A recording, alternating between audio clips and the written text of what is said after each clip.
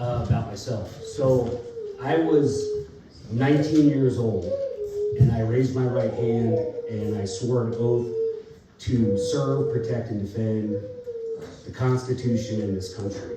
And I signed my paperwork and enlisted in the United States Marine Corps. I was in the infantry. I was a marksmanship instructor. I became an NCO. I got a couple of medals. I sailed around the world, and I was always very, very proud of my service to this country.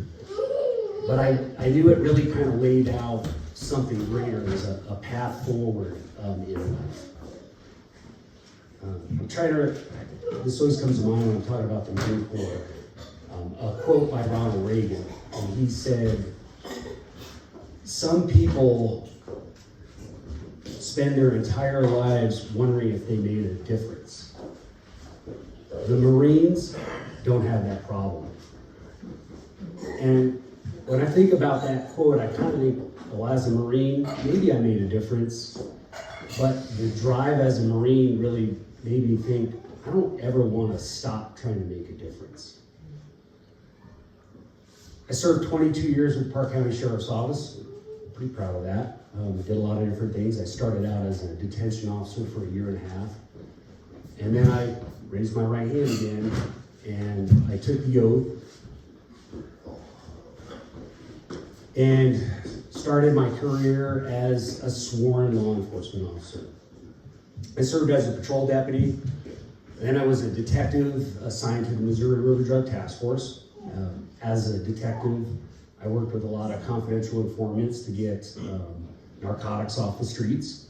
I even did a couple of bits as a undercover and bought drugs undercover. I went back to patrol. I got promoted to corporal, eventually getting promoted to sergeant. Worked as the night shift supervisor for many, many years. Nights is where you make your money. And I've 12 years, I think, of my service. I was a field training officer, training new deputies out on the street. And I was also a firearms instructor with our department. And I served for a short time as the search and rescue commander, and for a very short time as our reserve deputy program coordinator.